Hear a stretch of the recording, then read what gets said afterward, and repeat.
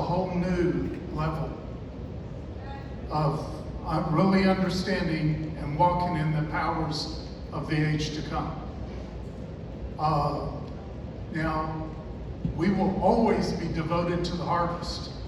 It's always going to be a part of our what we do. That's our DNA in every way we can to do that. But the harvest is here. Okay, it's time to get engaged. And a whole lot of what is about to happen, I think is going to happen through some of the most high impact people that may have ever walked the earth. They're about to be released in this time. And I was shown this when I was a new believer. I believe it's what Enoch prophesied about. I believe there are many other biblical prophecies of these times, but I believe we have some incredible people at this conference. And I think it may end up being the most fruitful conference we've ever done, because of what you go and do from here, what many of you do and go and do as you leave here. Not what happens here. It's what you're going on to do. I think you're getting marching orders. Many of you are already putting them together. But, for years, we would have people come through here. It seemed like for about a decade with the same prophetic word for us. That small is God's next big. And nobody knew what that meant. Would say, okay, we've been here now. What does that mean to you? What does it mean to us? Nobody seemed to really understand, but they knew it was from the Lord. And in 2014, I had an encounter with the Lord, which I think He showed me what it meant. And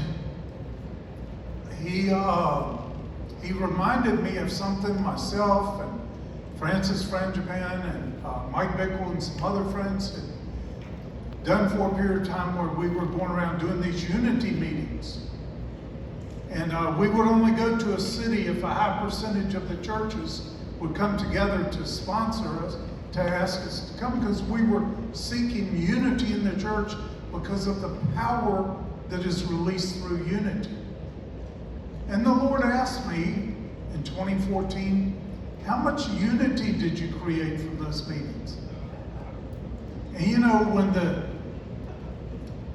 creator of the universe asks you a question, the omniscient God, He's not seeking information. He was trying to get me to think, how did that work out? And I'm thinking, we had some awesome conferences. Incredible things happened. But really, I don't know that we left the church in any more unity than when we got there. I don't know if that worked at all. And I knew the Lord was agreeing with me. And He said, did you ever consider that when I said that if just 2 or 3 gather there, I will be in the midst of them, that if you try to do it with more than that, I'm not going to be there? I said, Lord, I've never thought of that. He said, if there's more than 2 or 3, I will get lost in it. And in this age, He's not going to go anywhere He's not really wanted. You see that in Revelation 3:20, when He stands outside the door of His church, knocking on the door of His own church to see if anyone will open to Him. In this age, you've got to want it. But He said if we had just gone to a place to get maybe 2 churches together to sponsor these, they would have connected. Some unity could have built. Or 3 at the most. And now my point is, I think a lot of us want to start something. And God put it in us in the beginning to bear fruit and multiply. There's something in us to do it and do it big. But I don't think we can despise the small beginnings, that anything of significance will always start